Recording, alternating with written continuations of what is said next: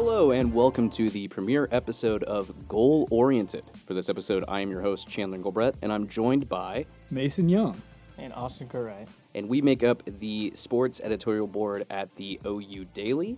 This is our premiere episode of a football podcast we'll be putting together this semester covering all things OU football. Before we dive into this week's episode, I want to go by and go around the room and talk about ourselves a little bit. I'm going to start with the one, the only, Mason Young. Mason, why don't you tell us a bit about yourself? Yeah, so I am a junior majoring in journalism at OU from Oklahoma City. I've been working at the Daily since my freshman year, so this is kind of about my third year here. Became sports editor for the Daily last spring and have just really enjoyed getting to cover a lot of diverse things. I've covered at the Daily women's gymnastics, wrestling, done a little bit of basketball and some other things as well, now on to football. So I'm really excited to get this podcast going. Awesome stuff. Austin? So I'm just like Mason said, I'm a junior.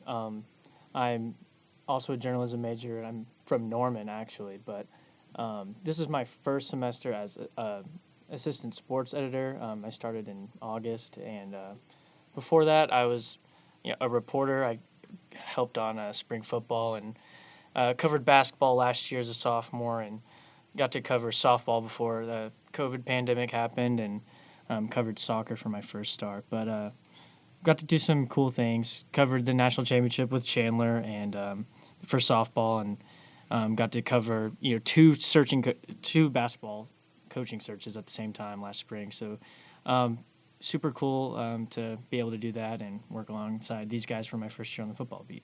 Guys, really happy to be here. Glad this is finally a project we got going. Before we get more into this, I'm Chandler Engelbrecht. I am the oldest here. I'm 22. I've been at the Daily since January 2019.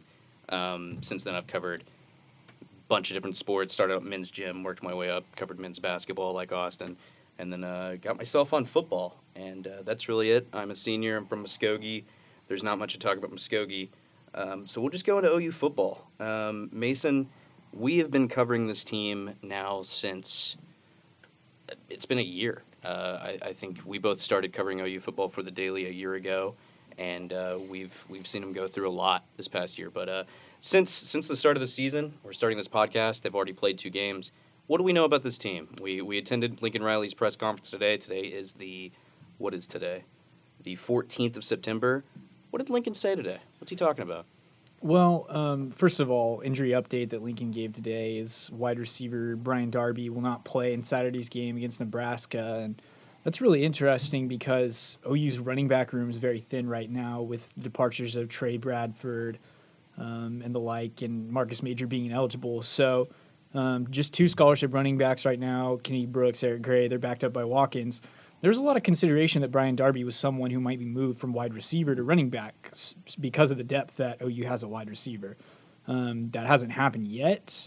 Right. No continued word on that. Nothing else we've heard about that. But shouldn't really hurt OU's wide receiver depth too much. But interesting to see if maybe when he comes back, he returns in a running back capacity, depending on what the depth necessitates at that time. Now, Darby had been playing so far this season. He played in the first 2 games, right? Yeah, he played a little bit of a role. He got a little bit of an action, made a catch the other night against Western Carolina. So again, it'll be really interesting to see what it looks like. We don't really have clarification about what his situation is, but assuming injury related, it will be interesting to see what he does after. And then in terms of other injury updates from today, starting cornerback Woody Washington is questionable against Nebraska. He was apparently injured during the Western Carolina game, so they'll be looking for guys like DJ Graham and Jayden Davis to step up a little bit at the cornerback position ahead of that game.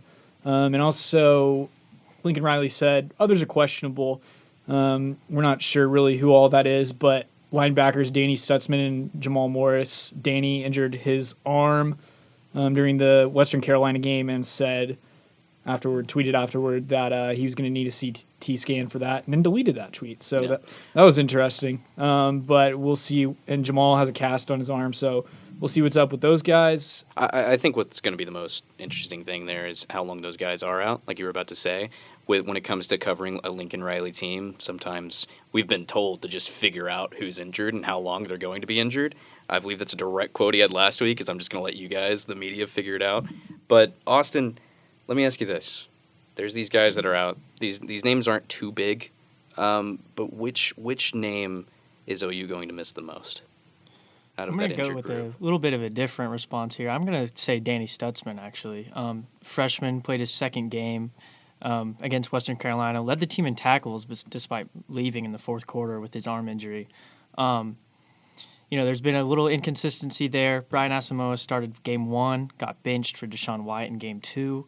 David Ogwebu has been there alongside him, but Stutzman, who's been raved about all of training camp, is really flying around the field, and he's like 6'2", 230, really athletic out there, and he obviously was able to step up in a really big role really early on in his career, and that's someone that I think is going to have a pretty big OU career, and he's already showing that he's going to be a big part of this defense going forward. I think long term you make a good point, because I thought that was one guy that they wanted to not only play early but probably get a lot of reps in as the season goes, so he's kind of ready to take over some sort of helm by it comes a year ago. But Billy Bowman is also on that list. Mason, what can you say about Billy Bowman? I mean, that was a huge player already for them. Yeah, so that was another guy we didn't get really much of an update on today. But I mean, Billy Bowman came in right away. Was a guy that played wide receiver and defensive back in high school, and Alex Grinch won him over from Dennis Simmons. Really wanted to use him on defense, and he ended up asserting himself as a starting nickelback right away as a freshman.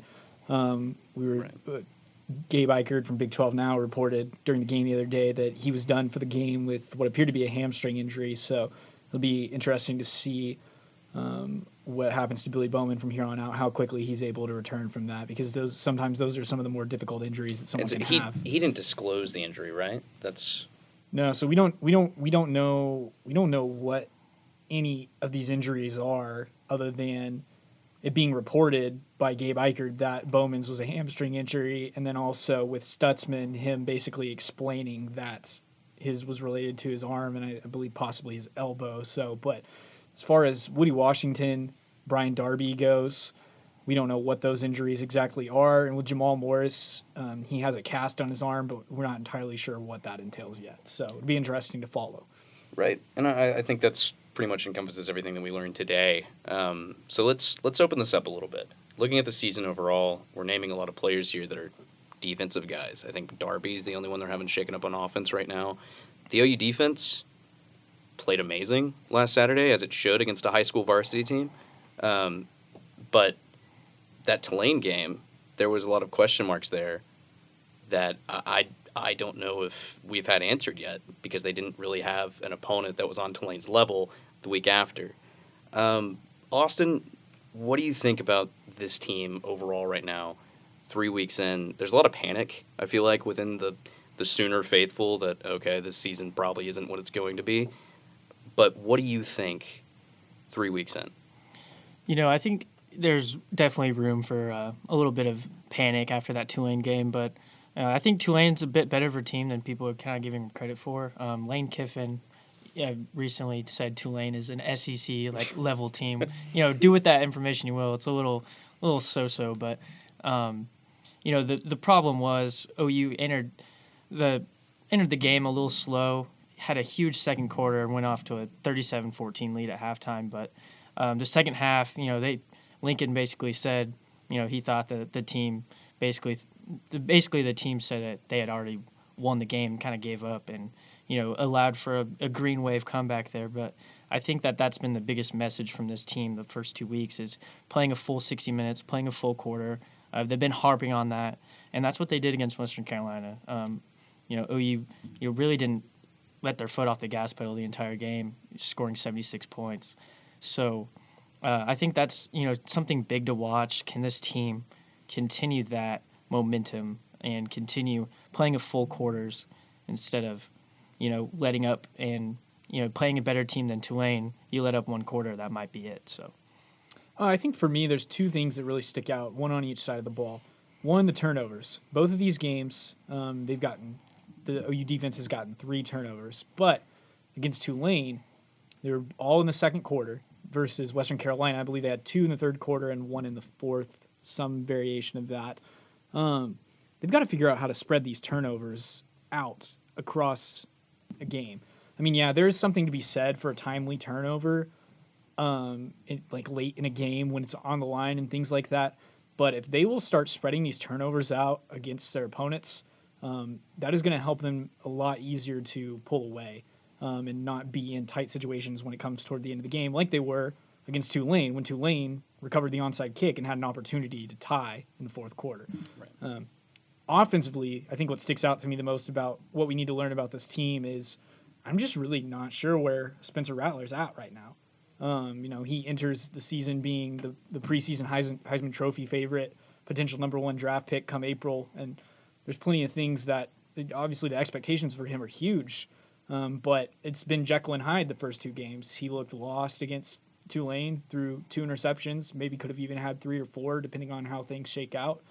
But then against Western Carolina, he was great. 5 touchdowns, 280 passing yards in the first half, and even a rushing touchdown end zone dive to boot. So I think this Nebraska game coming up this week presents a really interesting opportunity for us to see what exactly Spencer Rattler has got. Nebraska's improving. They're a mid-level NCAA defense, probably 50 or 60 in total defense, somewhere in there. This is going to be the biggest challenge he's faced yet this season. It'll be interesting to see what he does to try and pass it. Right. And you mentioned Nebraska, and we'll dive into that momentarily, but I kind of want to go back to that Tulane game. My favorite part about the Sooners' last game against Western Carolina is that it was such a one-sided victory that, quick shout-out, Justin Jayne, our video editor, slacked us as we were in the press box getting ready to wrap up that night's coverage, and he said, what are you guys even going to write about? Like, what is the story here of OU winning by 80 points? I don't know how you get a lot of stories out of that. But with Tulane, there was tons of stories because that was an OU team going into it that many had already put in their national championship slot. And then they come out and they beat a non-Power 5 team by 5 points. But going back to that week, that was a crazy week because it was Hurricane Ida that was affecting a large part of the country, and that eventually moved the game from New Orleans to Norman. And so this might be an off-the-wall question, but had Hurricane Ida not existed and that game doesn't need to be moved, do you think a game in New Orleans, or it's OU visiting New Orleans and they have a crowd that's not in their favor, do you think OU loses that game, Austin? I'm going to go ahead and say no, just for the sole purpose. I think OU is too good to lose to a team of Tulane's caliber this season, particularly. Something I found interesting today that Lincoln talked about at his press conference was, he sort of wishes he might have been able to play a road game for his first 4 games. OU is starting its season with 4 straight home games before they go to a road contest with Kansas State and Manhattan, which could be a pretty tough test, as it's been proven the last 2 years with 2 straight losses to Kansas State in that team. But I'm going to go ahead and say no. It's hard for me to bet against Lincoln Riley, Spencer Rattler, with a team with Michael Pratt, who pretty much balled out against OU in that first game. But he's a younger guy, so it's hard for me to bet against what OU could do. But I do imagine it would have been a harder atmosphere, but maybe that's something they needed, maybe, from this team to learn heading into its first road game in such a tough environment in Manhattan. Yeah. Mason, what do you think? I think another side of that, too, is Lincoln Riley talked all throughout post-Tulane and before the Western Carolina game about the preparation leading up to that Tulane game was off. He could tell, Alex Grinch could tell, something was not right there in the way they were preparing.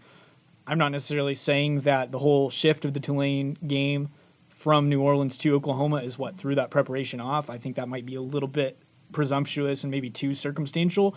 But if it goes on as played, they're going into a road environment that's maybe a little bit more hostile than what they're used to here in Norman.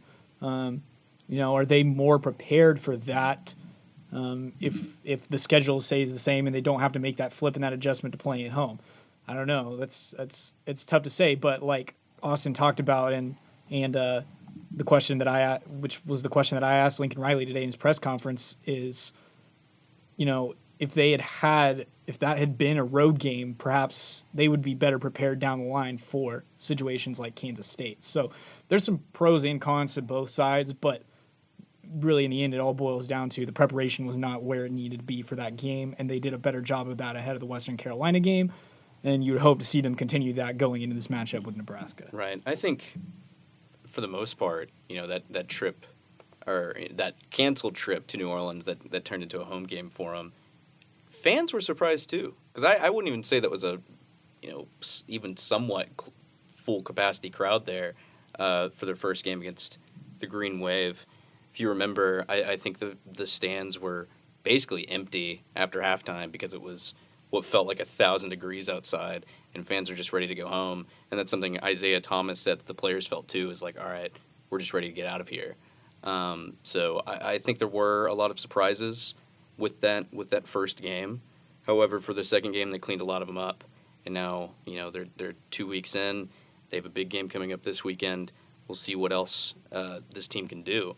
But as for our thoughts on the season at this point, Austin, any other players that have stood out to you? Any other tidbits about the Sooners that you think 2 weeks in look really good or really bad? I'm going to go with two freshmen here that I think have already proven that they're going to play a big role in this season. That's receiver Mario Williams and freshman cornerback Latrell McCutcheon. Well, they're both freshmen, but Mario Williams has led the team in targets and catches game one against Tulane right out of the gate, scored his first touchdown.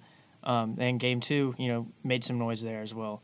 Latrell, on the other hand, started at cornerback in game two, took sort of much surprise as DJ Graham showed he was, had a lot of potential last season as a freshman at that spot, alongside Woody Washington, who is the presumed cornerback one in that defense. But, Grinch has talked about needing more consistency from that secondary group, and Latrell is a bigger, lengthier guy who's shown he's pretty physical. So I think those two guys are definitely two more names to watch according to this unit. Well, Austin split it one offense and one defense, and I'm going to do the same thing. I think offensively, guy that's impressed me so far is Jayden Hazelwood. Obviously, the 2 catches against Western Carolina last Saturday. He's a guy that just ever since he's gotten to OU just really hasn't gotten to play that much, whether it's battling injuries, personal issues, or them just not getting him the ball. And I think it says a lot when they're talking about after the game, him and Spencer Rattler, about them having a conversation about trying to get him the ball more, and then in that game they go and get him 2 touchdowns. I think he's someone that, alongside guys like Mario Williams, like Marvin Mims, who was a freshman All-American last season, Mike Woods, the Arkansas transfer, who's fast, and everybody's really high on in the receiving corps. I think Jayden Hazelwood is a guy that really can have a lot of impact on this team if he continues to produce at the rate that he has through the first 2 games. Defensively, a guy that I'm really interested in is not a starter. He's a backup, but it is sophomore defensive end Reggie Grimes, backing up Isaiah Thomas, who a lot of people felt like should have been the Big 12 Defensive Player of the Year last year. And so you kind of question, like, he's a backup. Why are you so high on him? How many snaps is he going to get? Well, the thing is, right now, Alex Grinch is rotating in like 30 different defensive players. And yes, there is a plan to shrink that rotation a little bit, but I think Reggie Grimes is a guy that still gets a lot of playing time because the way that he's been able to get into the backfield consistently and wreak havoc on opposing quarterbacks is not going unnoticed. And it's something that OU can continue to benefit from as a defensive line, creating that disruption. So I think Reggie Grimes is a guy to look for moving forward this season. I think you guys are leaving off probably the team's most important player. That's Gabe Burkick. Easily their best scorer in every single way these first 2 games of the season. Did he even play against Western Carolina? Did he have a PAT attempt? I know he had a PAT attempt. He attempted a field goal? Almost didn't feel like it, and at the end they gave over the reins to Zach Schmidt. So, I mean, I have a feeling Gabe Burkick is going to win the Heisman and probably get drafted this year. So they gotta be looking out for the future there with Schmidt. So. Right. Guys are forgetting the part where Gabe showed up to Walk of Champions with a button-up shirt with shorts, but it was buttoned halfway down his shirt with the mustache and the facial hair on the chin. So he was swagged out. Made 3 50-yarders in the Tulane game. He might be the team's best player. He also had chicken and pasta that morning for breakfast, which says a lot about his character, I feel like. Like, that's a bold breakfast choice, but he said, forget about it. I'm going to do what I need to do to put myself in a position to be successful. We love to see it from Gabe. That's what I wanted to dive into, was his quirks and just his personality when it comes to interviewing him. What Mason's referencing is post-Tulane game. He told media members that his kicks were just were because of his big breakfast, he had that morning, which was chicken and pasta. He also said he played a lot of golf this offseason, which helped his kicking game somehow. I'm not very good at golf, but now I'm thinking if I try field goals that might make me better. No idea. What else would he credit? Oh, yeah, his mustache. He says his mustache adds a few extra yards. And I just think that's an amazing answer every time he comes up to the podium. He says something like that because as reporters, we deal with, guys who will sometimes come up there and almost like not want to talk to us. But then there's someone like Gabe Burkich who is just in his own world and has his own little, jokes and whatnot that he's going to say. I think that is just an amazing part of this team. But anyone else stand out on this team that we haven't discussed yet? They got a lot of guys. Yeah, there's a lot of players on this team. Talk Kennedy Brooks, Eric Gray, who are, they have a lot of pressure having to, as the only two scholarship running backs, having to take majority of those touches. Gray only averaged 3 yards per carry against Tulane, but followed it up with over 90 yards against Western Carolina and received his first touchdown as a Sooner. So Kennedy Brooks also, missed a full season of play. It was a really long time since he had played in the Tulane game, and he came out and proved that he's still the same Kennedy Brooks that Sooners fans are used to. So I think those two guys have a lot of pressure having to carry that load. But those are two other guys that I think of. But I think we've sort of hit almost every other unit. Anybody else? Mason, anybody come to mind? If not, I think the one guy that we haven't hit on, if there was anybody else, would be Perrion Winfrey. A lot of excitement about him this season, potentially being one of the first OU defensive tackles taken in the first round in a long time, maybe even since Gerald McCoy. So a lot of excitement about him. I think he's, as was discussed during today's press conference, he's a big piece of what OU is going to be able to do against Nebraska in terms of plugging the middle and creating havoc in the backfield as well. So excited to see what Perrion Winfrey does the rest of the season, but he's already on a good trajectory. He has quadrupled already his sack total from last season through 2 games, which is pretty remarkable in and of itself. So he had half a sack last year, and now he's got what? He has 2 now. There you go. After having half last year. And I think it's also fascinating the persona of Perrion Winfrey just being one of the scariest guys on the team. Like, he wears Michael Myers thigh pads, and he's a huge enthusiast of the Halloween series and horror movies and stuff like that. So he's another guy kind of like Gabe Burkich that adds his own flair to this team. And like Lincoln Riley said before, one of the more beloved players on the team and really gets guys, especially on the defense, energized and ready to get after the opposing quarterback. If you want to read more about Perrion, check out OUDaily.com. Chandler Engelbrecht wrote a really good article about that. You should check it out. But anyway, we've talked a lot about what we've seen from this team, but now let's talk about this weekend. Obviously, they host Nebraska. The first time since 2008 that Nebraska has been in Norman. First time since 2010 that they've played overall. This, back in the day, probably OU's, some would probably view it as their biggest rivalry game. Definitely it's second behind the Texas game, but this Nebraska team, not as good as Oklahoma. I mean, you can just say, you can point at statistics, point at the eye test. That's probably what a lot of people would think, but I think this game will be interesting just because of the atmosphere surrounding it. Obviously, this is going to mark a lot of firsts and should be good. Austin, what are your thoughts on the Cornhuskers? Yeah, so this game is pretty obviously hyped for not the reasons of it being a big-time matchup more than just nostalgia. Obviously the OU-Nebraska has so many famous games, whether it was the 2010 Big 12 championship that Landry Jones led a comeback in. This is the 50th anniversary of the game of the century from 1971, which was number 1 versus number 2.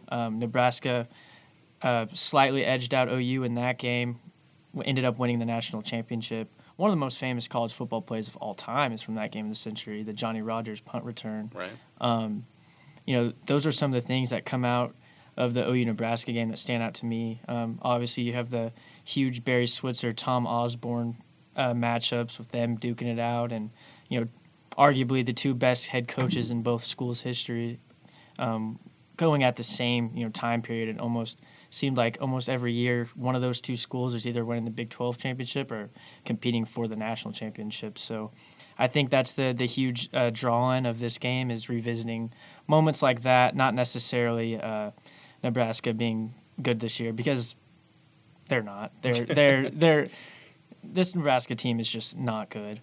They've had better days for sure, clearly, like in the days of the old rivalry. So It's really interesting to see kind of, and I think Austin kind of spoke to this a little bit, but the ways this game is being hyped up. I mean, there were certain ticket packages where it was like, yeah, you can get tickets to every game this season, but not the Nebraska game. Like, they are really marketing this to a special crowd. They've come out with a lot of new merch, like the retro hats and shirts and gear that is really geared toward this game.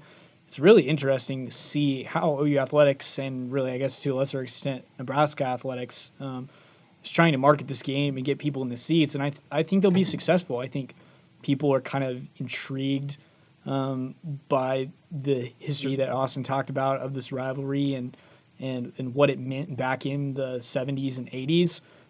But like Austin pointed out, Nebraska has really struggled to recruit and put competitive teams on the field the last few years, and I see OU running away with this one pretty easily.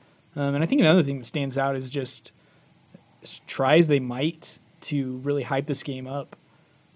The pageantry for the players is not the same as it used to be. You know, most of these guys that are playing for OU this year, like, really just don't know anything about this rivalry. Riley talked about he had like some sort of PowerPoint slide or something today where he took the players through and tried to give them a little bit of a history lesson on this. But for the players, it's just another game right now. And honestly, even while the fans and other people are getting excited about the pageantry of this game, that's probably the best way for OU to approach it, considering what we've seen from them through the first two games of the season. They just need to be focused on playing good football and going out there and getting another win. Right. I was thinking about this the other day.